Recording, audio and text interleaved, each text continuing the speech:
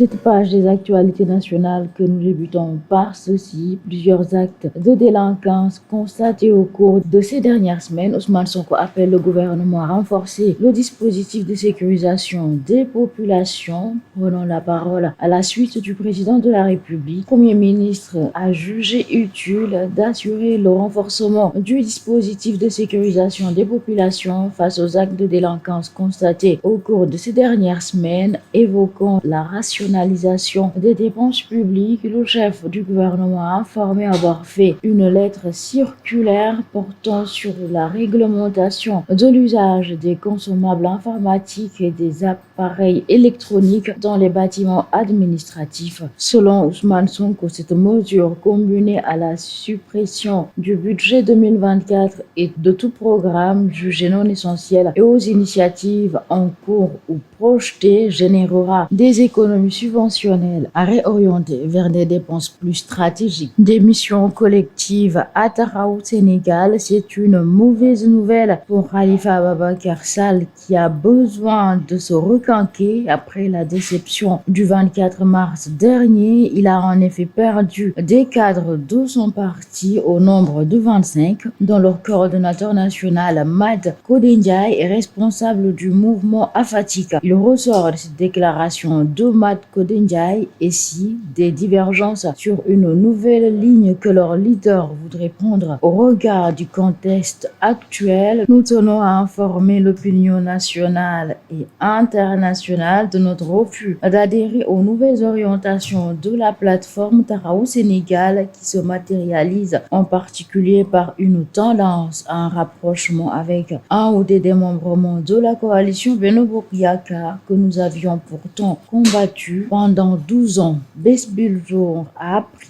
qu'il s'agit particulièrement du Parti socialiste, l'ancienne formation de Khalifa Ababacar Sall. Un mort électrocuté sur un poteau à Touba. MF est mort par électrocution à Touba au quartier Sam Serigne Bara Rouédia au moment où il effectuait des travaux d'extension du réseau. Les premières informations soutiennent qu'il s'agit d'un agent de la Sénélec après le constat effectué par les hommes du commissaire principal Djegan Sène. La dépouille de MF a été déposée à la morgue de l'hôpital Matlaboul Fawzeyni ce mercredi. La Sénélec a sorti un communiqué pour apporter des précisions. Il indique que la victime n'intervenait pas pour le compte de l'entreprise. Par ailleurs, la Sénélec rappelle que ses agents déployés sur le terrain respectent scrupuleusement les règles de sécurité afin d'éviter tout risque d'accident électrique, souligne le communiqué. Sénélec appelle les populations à faire preuve de la plus grande vigilance et à respecter les consignes de sécurité. Nous bouclons cette page par ceci. Meurtre de Aziz Dabala et Wali. La mèche est dite pour Naboulé Mamadou Lamine Diao, alias Moudlo, Hassan Diao,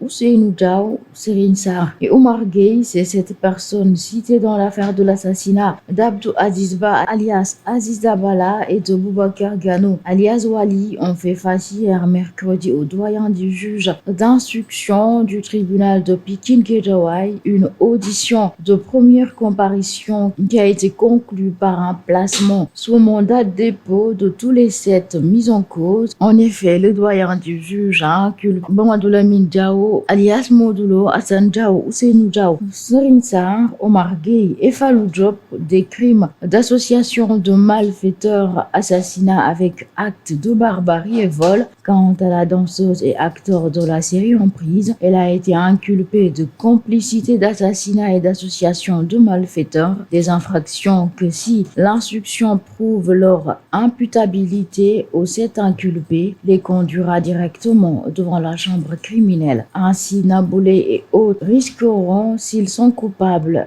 des faits qui leur sont reprochés, la réclusion criminelle à perpétuité. Le magistrat instructeur a juste satisfait le réquisitoire introductif du procureur de la République Saliou Djiko. Le chef du parquet du tribunal de Pikine-Guédiawaye avait bien installé tous les 7 personnes mises en cause dans une affaire en sériant les rôles et les implications de chacun, suivant l'excellent travail du commissaire Adramé Sarr de la division des investigations criminelles qui a mené l'enquête. Deuxième session extraordinaire de l'Assemblée nationale, une session ouverte en vue d'un projet de loi de dissolution du Conseil économique, social et environnemental et du Haut Conseil des collectivités territoriales, mais dès l'entame des travaux, les députés affichent déjà leur divergence sur le projet. Abba Mbaye de Taxawu Sénégal fustige un manque de clarté dans le projet de loi. Il y a une chose entre un candidat qui est en campagne qui dit que bu ma faloo dinaa def lii et un candidat qui arrive qui doit comprendre que une fois que tu es élu président, tu es le président de ceux qui t'ont élu des 54%, mais tu es le président aussi des 46% du fichier électoral, mais tu es juste le président des 18 millions de Sénégalais et des Sénégalais qui ne sont pas encore nés.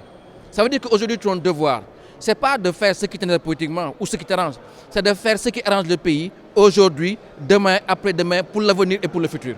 C'est ça la grandeur d'un dirigeant. Et vous allez en Allemagne, même la position des institutions dans la ville est définie en fonction de l'équipe des institutions. C'est vous dire l'importance qu'il y a à avoir des institutions stables, équilibrées et qui ont un sens et qui parlent à toutes les générations. Je pense que ça montre qu'au lieu d'aller faire la leçon à la CEDEAO ou de faire les grands d'Afrique, notre rôle à jour nous montre que notre démocratie a encore des étapes à franchir, y compris la question de l'intangibilité des institutions crédibles, équilibrées et qui restent dans le long terme. Amadou Ba de PASTEF pense autrement. Pour lui, tous les candidats de l'opposition avaient émis l'idée de supprimer ces deux institutions une fois portées à la magistrature suprême. Je pense que c'est une promesse du président de la République. C'est le programme qu'il a présenté au Sénégal. Donc il n'y a rien, il ne devrait y avoir rien d'exceptionnel à ce qu'aujourd'hui le président demande la suppression de ces deux institutions-là parce que c'était dans le programme. Maintenant, il se trouve que vu l'imminence de l'examen de la loi de finances, il faut enlever dans le processus de rationalisation qui est en cours. Je rappelle que beaucoup d'institutions ont été dissoutes parce qu'ils relevaient du décret, notamment le Conseil du dialogue des territoires. Ça n'a pas fait de bruit. Par contre, ces deux institutions nécessitent, étant donné qu'elles sont inscrites dans la Constitution, une révision constitutionnelle pour les supprimer. Il n'y a pas d'autre volonté. On n'a pas vu dans le projet de révision constitutionnelle qu'il y a une volonté de création d'une nouvelle institution qui les remplace. À ce moment, il n'y en a pas. Donc je ne sais pas d'où viennent ces spéculations, mais en tout cas, aujourd'hui, nous avons été convoqués uniquement pour enlever ces deux institutions de la Constitution et de préparer sereinement l'ouverture de la loi de finances qui est au 15 octobre. Cheikh Abdou Mbacké Bara Dolly pense que la procédure sera accélérée même si le chef de l'État Bassirou Diomaye Faye n'a pas fait recours à une procédure d'urgence. Li nga xamante ni mooy décret bi ak loi bi léegi nag comme urgence bi président de la sakku ko Assemblée nationale moom mën naa jël temps mais man la ma gëm en tant que membre de bureau mooy wax naa ko président wax naa ko ñi ma wax mooy bu ñu dajee tey nañu jàpp commission suba pour dimbale Sénégalais ñu génn ci jafe-jafe yu dund. Après l'ouverture de cette session extraordinaire, le président Amadou Mame Diop a convoqué une réunion de la conférence des présidents, après quoi la date de la plénière sera fixée pour un vote de ce projet portant dissolution de ces deux institutions de la République. Sur l'international, au Mali, cela fait plus de 2 mois que 11 cadres politiques d'opposition sont détenus. Ces anciens ministres et chefs de parti membres de la déclaration du 31 mars qui réclament le retour à l'ordre constitutionnel au Mali avaient été arrêtés le 20 juin dernier. Ils sont inculpés notamment d'opposition à l'exercice de l'autorité légitime. Ces dernières semaines, la procédure judiciaire a connu des avancées. Depuis la fin de la semaine dernière, des demandes de mise en liberté sous contrôle judiciaire dans l'attente du futur procès ont été déposées auprès du juge d'instruction dont la réponse est attendue dans les prochains jours. Le décret qui a justifié leur arrestation était illégal et il a été abrogé depuis, rappelle l'avocat qui estime que juridiquement rien ne justifie leur maintien en détention. Reste à voir si le juge d'instruction et le parquet partageront cette analyse et s'ils auront les mains libres pour agir en toute indépendance dans ce dossier, au moins aussi logique judiciaire. À noter que les autorités de transition avaient suspendu les activités politiques des partis et associations en avril dernier, invoquant des raisons d'ordre public avant de lever cette interdiction au mois de juillet. Les 11 anciens ministres et dirigeants de partis maliens ont été arrêtés par des gendarmes sous mandat lors d'une réunion dans un domicile privé. Ils travaillent à un projet de règlement intérieur de leur regroupement et à des actions communes, conférences de presse, rassemblements dans le but d'obtenir l'organisation d'élections et le retour à l'ordre constitutionnel. Et puis la Russie a lancé aujourd'hui sa 3e attaque de drone sur Kiev en une semaine. L'armée ukrainienne affirme avoir abattu plus de 10 drones russes au-dessus de la capitale. Une personne a été tuée et 2 autres ont blessé jeudi dans des frappes ukrainiennes dans la région russe de Belgorod, frontalière de l'Ukraine. L'armée ukrainienne a revendiqué l'attaque mercredi de plusieurs dépôts de carburant dans les régions russes de Rostov et de Kirov. Le ministre ukrainien des Affaires étrangères, Dmytro Kuleba, a demandé jeudi à l'Union européenne de faire pression sur les États-Unis pour obtenir le droit d'utiliser leurs armes contre des objectifs situés en profondeur sur le sol russe. Plusieurs pays, dont les États-Unis, maintiennent toujours des restrictions à l'usage des armes qu'ils fournissent à l'Ukraine, notamment les missiles à longue portée, afin d'éviter une escalade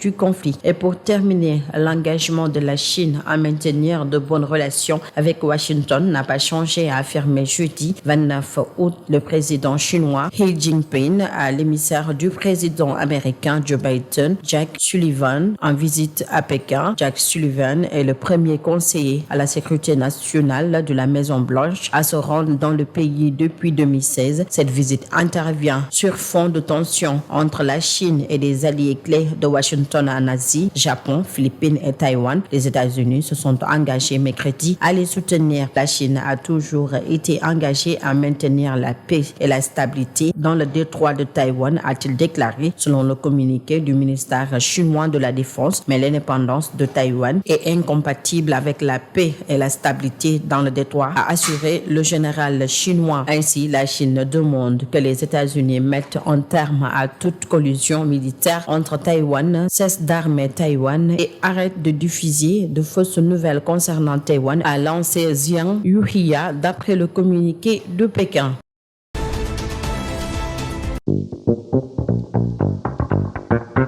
Bienvenue en sport. L'équipe nationale U18 a reçu le drapeau national ce mercredi soir. Les Lionceaux ont écouté religieusement le message de l'État délivré par la ministre des Sports qui les exhorte à défendre dignement les couleurs nationales. Dans son discours, Khadija Gaye est revenue sur l'importance de la cérémonie de remise du drapeau national qui, selon elle, constitue un moment important dans la préparation et la prise en charge des jeunes basketteurs sur qui repose l'avenir de la discipline.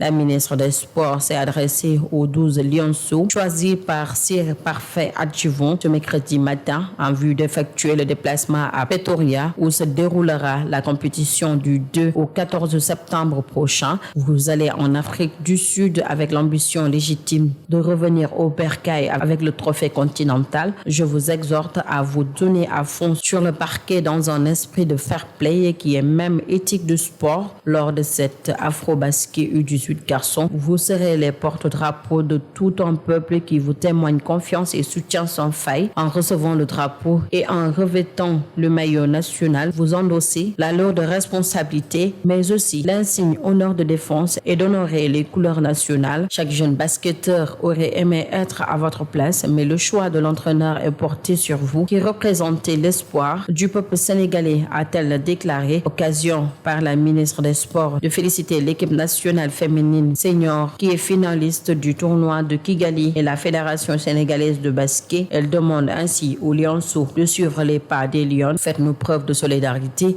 soyez unis par un seul objectif, jouer ensemble afin d'honorer la nation sénégalaise à l'instar des filles lors du tournoi préqualificatif à la Coupe du Monde que je félicite au passage. Imposez-vous comme viatique l'unité et la solidarité en faisant corps avec le peuple. Restez sur la voie de la discipline pour atteindre votre objectif, votre unique but. Ayez la foi en bandoulière pour transcender les épreuves sur le chemin. Je vous demande d'avoir un comportement honorable et de garder à l'esprit que dans le haut niveau, il n'existe pas de petite équipe. Et puis football, Everton a dominé 3-0 Doncaster pour le deuxième tour de la Ligue Cup. Arrivé à cet été en provenance de l'Olympique de Marseille, Iliman Ndiaye a ouvert le score pour les Toffees d'un joli but qui fait le tour de la toile. L'attaquant sénégalais marqué pour son nouveau équipe pour la première fois et pour sa première titularisation. Satisfait de la prestation masculine de son protégé, le coach d'Everton, Siandich, n'a cependant pas marqué de signaler. Il a trouvé meilleur sur le flanc de l'attaque, meneur de jeu ou excentré gauche. Iliman Ndiaye se dit prêt, selon le quotidien spécialisé, à évoluer là où l'entraîneur veut qu'il joue. Après 2 défaites en première ligue, Everton avait besoin d'un succès pour booster son moral avant d'aborder la 3e journée samedi du Toffee avec leurs 2 Sénégalais, Iliman Ndiaye et Gana Gueye, accueilleront Bournemouth, remplaçant lors des 2 précédents tours. Ndiaye pourrait être titulaire pour la première fois sous ses nouvelles couleurs en championnat. Et pour terminer, dimanche dernier, Chelsea a signé sa première victoire de la saison en première ligue en emportant nettement contre Wolverhampton.